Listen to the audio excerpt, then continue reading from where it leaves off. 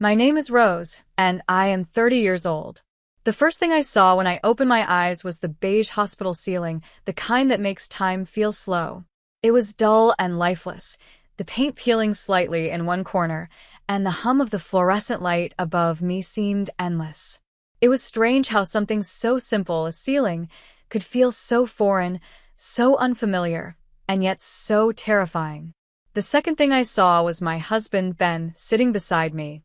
He looked tired, his beard unkempt, eyes hollow, like he hadn't slept in days. There were faint dark circles under his eyes, his shirt wrinkled, and his hair messy, like he'd been running his hands through it for hours.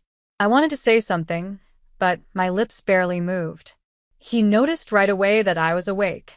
His expression shifted instantly, from exhaustion to disbelief. He stood up so quickly that the chair behind him squeaked against the floor.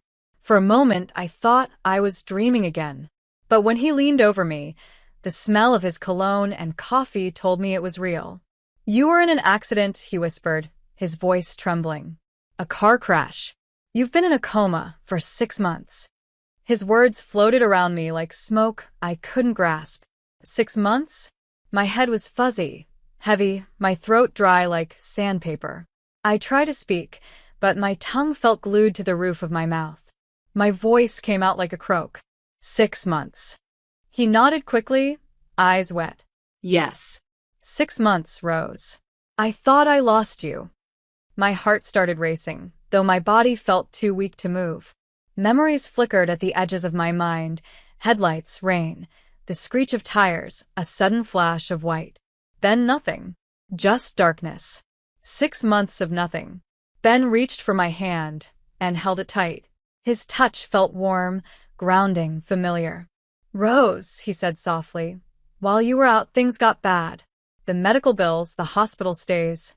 I tried my best, but I had to sell the house. We're broke." The words hit me harder than the accident ever could. Broke. Everything we built, gone. I felt the tears before I realized I was crying. My body shook as silent sobs escaped my chest. I couldn't understand how everything had changed so fast. The last thing I remembered before the crash was laughing with Ben in the car, arguing about where to stop for dinner. We had a life, a home filled with warmth, plans for the future, silly arguments about paint colors, and dreams of starting a family. And now it was all gone. Ben's eyes softened as he wiped the tears from my cheek. "Hey, don't cry. Please don't," he murmured, brushing my hair back gently. "You're alive. That's what matters." But the words didn't comfort me. Being alive felt like waking up inside someone else's life, a life that had moved on without me. My body ached in ways I couldn't name, but the ache in my chest was worse. It wasn't just pain, it was grief. Grief for the 6 months stolen from me, for the life I'd built, for the version of myself that went to sleep in one world and woke up in another. I tried to ask him questions about my parents, my job, our friends, but the words stuck in my throat. He shushed me softly. "Don't strain yourself, Rose. You need rest. The doctors said it's a miracle you even woke up." He leaned closer, brushing his lips against my forehead. "Don't worry," he murmured. "We'll start over. Together." His voice was gentle, but there was something else in it, something I couldn't quite place. Maybe guilt, maybe exhaustion, or maybe I was imagining it. I nodded weakly, because what else could I do? I was alive. That was supposed to be enough. He squeezed my hand and sat back in the chair, exhaling deeply. The room went quiet except for the rhythmic beeping of the heart monitor beside me. I stared at the 4 line in my arm, the bruises along my wrist, the faint scars peeking from under the hospital gown. My body didn't feel like mine anymore. It was fragile, stitched together, foreign. Every few seconds, I caught Ben glancing at me, like he couldn't believe I was really awake. Sometimes his eyes looked loving, but other times they looked worried. I couldn't tell if it was worry for me or for something else. He started talking then, softly, filling the silence with small details about the past few months, how he'd stayed by my side every day, how the doctors had nearly given up hope, how the hospital bills kept coming, but he refused to give up. I listened, nodding faintly when I could, but the words blurred together. The only thing that stood out was the phrase that kept echoing in my mind. We're broke. Those words didn't make sense. We had savings, insurance, investments. We'd been careful. How could 6 months destroy everything? But I pushed the thought away. I was too weak, too dazed to question it. At one point, he took out his phone and showed me a few photos of me lying in the hospital bed, surrounded by machines. He said he'd taken them to send updates to my family. I forced a smile, even though the images made my stomach twist. I looked like a ghost. Pale, lifeless, wires running across my body. He noticed me staring too long and quickly turned the screen off. That's enough for now, he said gently. You should sleep. But I couldn't sleep.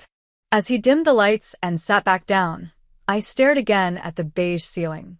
My mind kept replaying the words over and over. 6 months. Broke. Start over. What did start over even mean? Start from nothing? Start with what? The thought made me dizzy again. I turned my head slightly to look at Ben. He had leaned back in the chair, eyes closed, his hand still wrapped around mine. He looked like a man who had carried the weight of the world. I wanted to believe his story. I wanted to believe every word he said, because believing anything else felt impossible. Somewhere in that quiet hospital room, surrounded by machines that hummed and beeped and breathed for me, I made myself a silent promise. Whatever had happened, whatever I had lost, I would find out everything. But for now, I let my eyes close again, pretending to rest, pretending to believe. Because that was what everyone expected from a woman who had just come back from the dead. Days passed in a blur of beeping machines, checkups, and Ben's tired smile. Every morning felt the same. The quiet hum of the hospital ward, the faint scent of antiseptic, and the sound of nurses' shoes clicking on polished floors. I lost track of time easily. Sometimes I thought a whole day had passed, only to find out it had only been a few hours. My body was slowly remembering how to be alive, and every movement, every breath, felt like a small battle I had to win. Ben was always there, doting on me. He came in early, often before the nurses did their first rounds. He brought me lukewarm coffee every morning, sometimes a sandwich or a book. He said the hospital food was too bland, and though I couldn't eat much, I appreciated the effort. He'd peel the crust off my toast like he used to when I was sick with the flu years ago. Sometimes, he would just sit beside me in silence, scrolling through his phone, pretending to be busy, but keeping one eye on me. At first, his constant presence felt comforting, familiar. I needed that anchor to hold on to while I tried to remember who I was before the accident. But soon, I began to notice small things. The way he would flinch when I asked about the house, or how he avoided talking about our families. Every time I asked where my things were, he said they were in storage. Every time I asked who had come to visit, he said, "Everyone's been praying for you," but never gave names. One afternoon, he walked in carrying a small stack of newspapers. His smile looked a little forced that day, like he'd practiced it before entering. "Thought you might want to catch up," he said with a faint grin. I smiled back, grateful. Reading felt good. It made me feel connected to the world again. I flipped through one of the papers, a local story about a mayoral election. The name sounded vaguely familiar, like something from before the crash. The feeling was strange, half nostalgia, half confusion. The headlines felt like echoes from a dream, stories from a world I used to belong to. I didn't think too much about it. I told myself I just needed time to remember everything properly. Ben sat near the window while I read, pretending to be focused on his phone. The afternoon light slanted through the blinds, casting soft lines across his face. He looked worn out but calm. When I looked up from the paper, he gave me a small smile, one that didn't quite reach his eyes. Later, when he left for the evening, I sat alone with those papers. I didn't read much. My eyes got tired too easily, but I ran my fingers over the rough texture of the newsprint. It felt grounding, like proof that the world still existed outside that sterile hospital room. That night, I dreamed of our old house, the kitchen window where the morning sun used to hit the table, the faint smell of coffee, the life that now felt like a movie I once watched and half forgotten. In my dream, everything was as it had been. The laughter, the warmth, the comfort of knowing life was steady and safe. When I woke up, Ben was gone, but a nurse stood by my bedside, checking my for. Her face was kind, and her tone cheerful. "You're recovering so fast, Mrs. Evans," she said warmly. "It's a miracle, especially after 3 years." I froze. My heart stuttered in my chest. "What?" I asked, my voice coming out hoarse. She smiled, still writing something on her clipboard. "You were admitted in 2021. It's 2024 now." 3 years. My throat went dry. 3 years.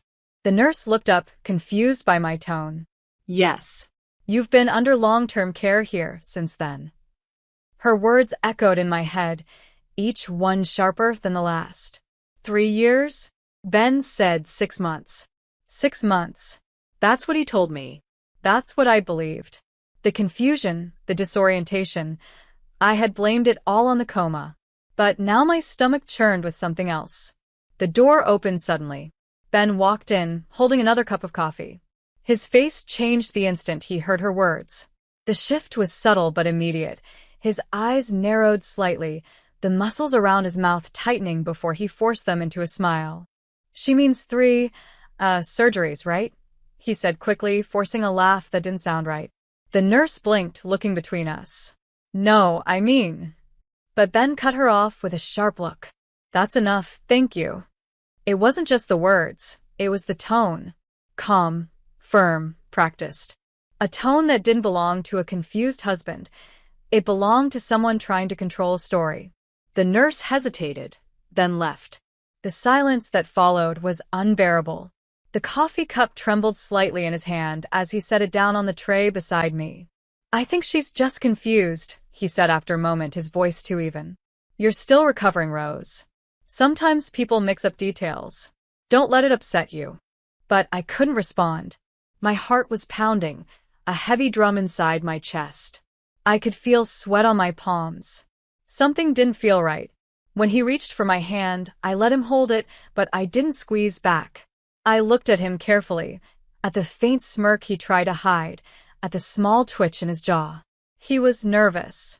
Not the kind of nervous you feel when your loved one is healing, but the kind you feel when you're caught in a lie.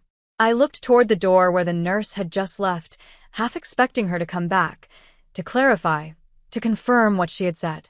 But the hallway outside was silent. Only the monitor beside me beeped in steady rhythm. Ben began talking about something else, about how the doctors said I'd soon be moved to physical therapy, how I'd need to learn to walk again, how we'd rebuild our lives step by step. His words should have comforted me, but they didn't.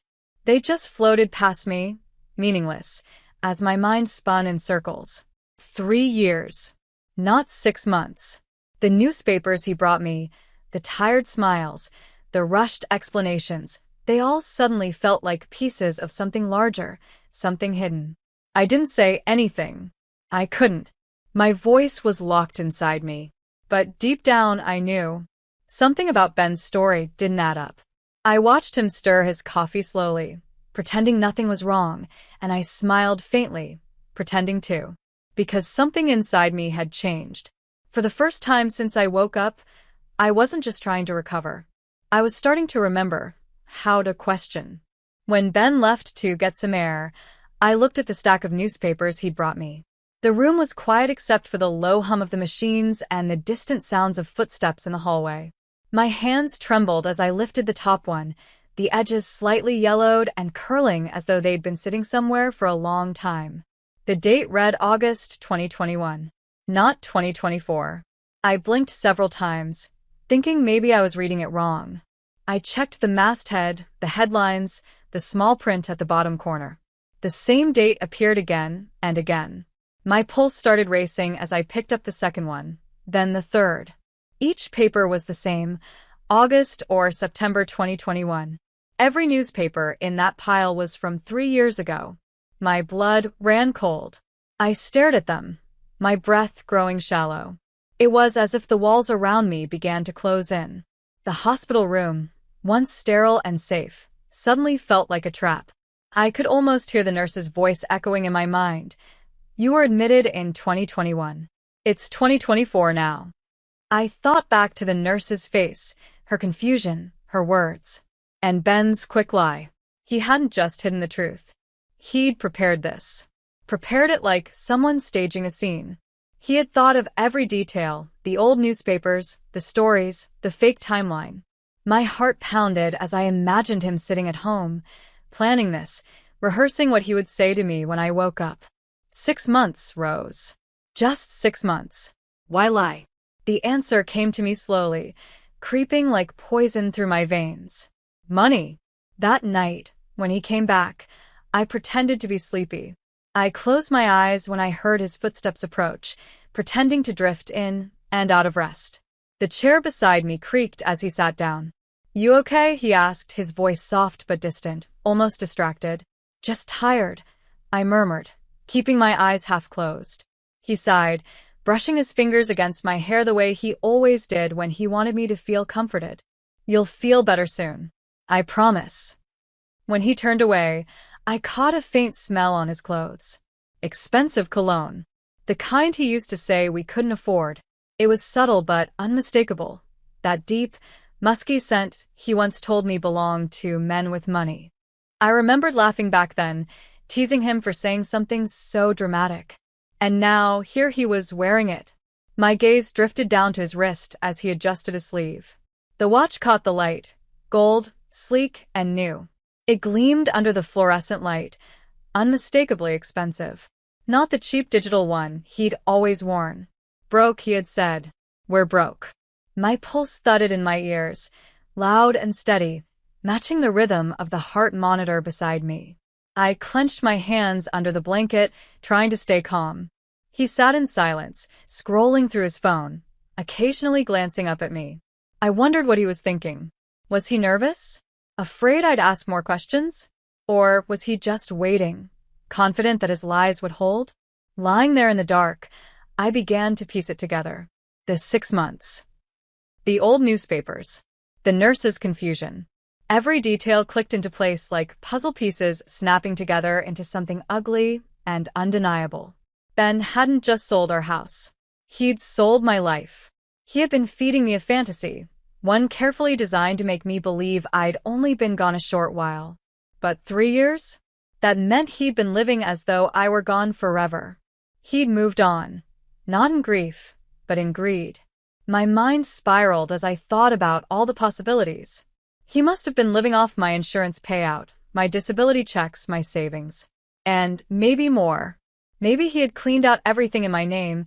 Maybe he told my friends and family that I would never wake up, that I was just a breathing body on a machine. Maybe he'd become the tragic husband, the devoted man who stayed by his comatose wife's side, collecting sympathy while draining her accounts. The realization made me sick. I could almost hear the clinking of glasses at some dinner party he'd attended without me, pretending to mourn me while wearing that gold watch. Maybe he had someone else now, a new life, a new story, one that didn't include me. A sharp pain spread through my chest, but I swallowed it down. I didn't cry. Not this time. Instead, I focused on breathing, slow and quiet, so he wouldn't hear the panic rising in me.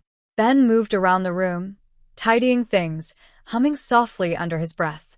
It was a song I didn't recognize. The kind of tune you hum when you're content. That, more than anything, broke me. He was content. After stealing everything, after burying me in silence for 3 years, he could still hum. I closed my eyes again, pretending to drift off. I needed time to think, time to plan. Every instinct in me screamed not to confront him yet. If he could lie this easily, what else was he capable of? I thought about the last time I saw him before the crash, the way he'd kissed my forehead at the red light, telling me he'd always take care of me. I had believed him then. I had trusted him completely. Now that same forehead kiss felt like a brand, a mark of betrayal. The monitor beside me beeped steadily, grounding me in reality. My thoughts were racing faster than my healing body could handle. I wanted to call for the nurse, to tell someone what I'd found, but my body felt weak. My voice would betray the fear inside me. So I said nothing. I stayed silent, memorizing every detail, the faint cologne, the glint of gold, the smoothness in his voice when he lied. Because now I knew what I was dealing with. Not the loving husband who stayed by my side. Not the man who had cried for me in the hospital. But someone else entirely. Someone who thought I would never wake up. Someone who had stolen 3 years of my life and thought I would never find out. The more I thought about it, the more a strange calm settled over me. A sharp, cold calm. He thought he had time to prepare for my death. He thought I'd never open my eyes. But I was awake now. And even though my body was weak, my mind was no longer clouded. I didn't say a word. Not yet. Because sometimes silence is the most dangerous weapon of all. The next morning, a doctor came in to check my vitals. Ben had gone downstairs to talk to the billing department, or so he said. The sunlight that crept through the blinds felt strange against my skin, almost unfamiliar, as if I hadn't felt it in years. Maybe I hadn't. The room smelled of disinfectant and old air, and the faint hum of machines filled the silence that Ben usually occupied. I watched the doctor move about with calm precision, his pen gliding over the chart, the steady rhythm of his breathing a sharp contrast to the storm brewing inside me. I waited until the doctor finished writing in his chart. My heart pounded so loud it almost drowned out the steady beeping beside me. I had rehearsed this moment in my head all night, staring at the ceiling, thinking of everything that had been stolen from me. The house, the time, the truth. "Doctor," I whispered, my voice still hoarse but steady, "can I ask you something privately?" He looked up from his clipboard, curious, perhaps a little concerned. His brows knitted slightly as he stepped closer to my bedside. There was a quiet kindness in his eyes that gave me the courage to continue. He nodded, curious. My throat tightened. The air in the room seemed heavier. I could feel the tremor in my fingers as I gripped the bedsheet for stability. I took a shaky breath. "I need you to verify the date for me."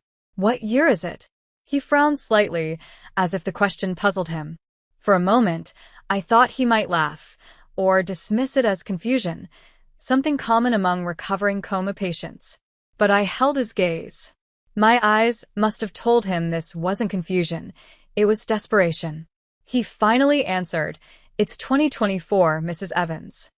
The world seemed to tilt. A roaring filled my ears.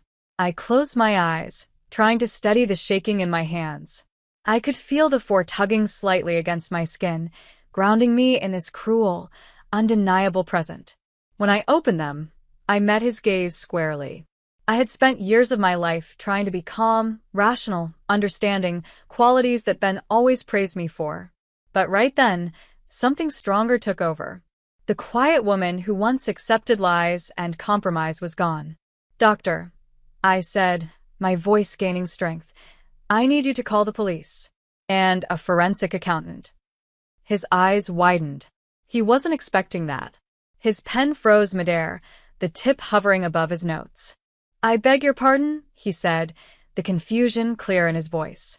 I swallowed hard, feeling the lump in my throat threaten to choke me. "My husband has been lying. He told me it's 2022. He's been living off my money for years. Please. I can explain everything. Just don't let him know yet." As I spoke, I could feel the dam of disbelief breaking inside me. For days, I had questioned my sanity, wondered if the nurse had been mistaken, if my memory was faulty, if maybe I was the one lost in confusion. But the evidence was everywhere. The old newspapers, his expensive watch, his calm lies. The doctor hesitated for a moment, then nodded slowly. His hesitation wasn't disbelief, it was caution. He glanced toward the door as if measuring the risks of getting involved, then gave a small nod, one that told me he would act. Relief washed through me like cold water. For the first time since I'd opened my eyes, I felt seen, believed. As he left the room, I looked at the stack of old newspapers again, lying neatly on the table like a shrine to a past that never was. I could see Ben's neatness in the way they were arranged. He'd always been careful about appearances, about keeping things tidy and respectable. He must have chosen them carefully, ensuring the dates aligned with the lie he wanted me to believe. He probably rehearsed every word he said when I woke up. 3 lost years. 3 years of silence, of my life stolen while I slept. My mind began to wander into those years. What had he done? Where had he gone? Whose perfume clung faintly to the collar of his shirts? I remembered the gold watch gleaming under the hospital light, the smell of expensive cologne, both foreign to the man who had once claimed we couldn't afford luxuries. Had he thrown away our photos? Replaced them with someone else's smile? The thought made my stomach twist. But I was awake now, and Ben was about to find out that the woman he thought was gone forever had come back, ready to take everything back. That thought gave me strength. My body still ached, my legs weak, but inside me burned a quiet fury that pushed through the fog of medication and exhaustion. I wouldn't confront him yet. I needed time and information. I needed to know exactly what he'd done before I made my move. Every detail I remembered felt like a weapon I could use later. The newspapers, the false date, the nurse's slip, even the way Ben's smile had faltered when she spoke. I replayed that moment over and over again in my mind, the way his hand tightened around the coffee cup, the flash of panic in his eyes. It was brief, but unmistakable. That was the real Ben, not the devoted husband sitting by my bed, but the man terrified of being caught. The machine beside me beeped softly, and I took it as a rhythm to breathe by. In, out. In, out. Control. I needed control. Somewhere deep inside, the woman I used to be, the one who believed in him, trusted him with everything, was mourning. But another version of me was being born in that hospital bed, sharper and stronger, forged by betrayal. The next time Ben came through that door, I would smile. I would play the part. I would let him think I was still fragile, still grateful, still the rose who followed where he led. Because revenge, I realized, wasn't about anger. It was about patience. And I had plenty of that now. The clock on the wall ticked softly, its hands moving forward, counting every second I was alive and aware again. Time, what he had stolen from me, was mine again. I would use it carefully. When I finally drifted into a light sleep, it wasn't from exhaustion but resolve. My dreams were filled with sunlight pouring through the kitchen window of our old house, the life that had been taken from me. But this time, I wasn't standing outside that memory. I was walking back into it, step by step, ready to reclaim what was mine. Because Ben had built his new life on the ashes of my old one. And now I was awake. And I was coming for him.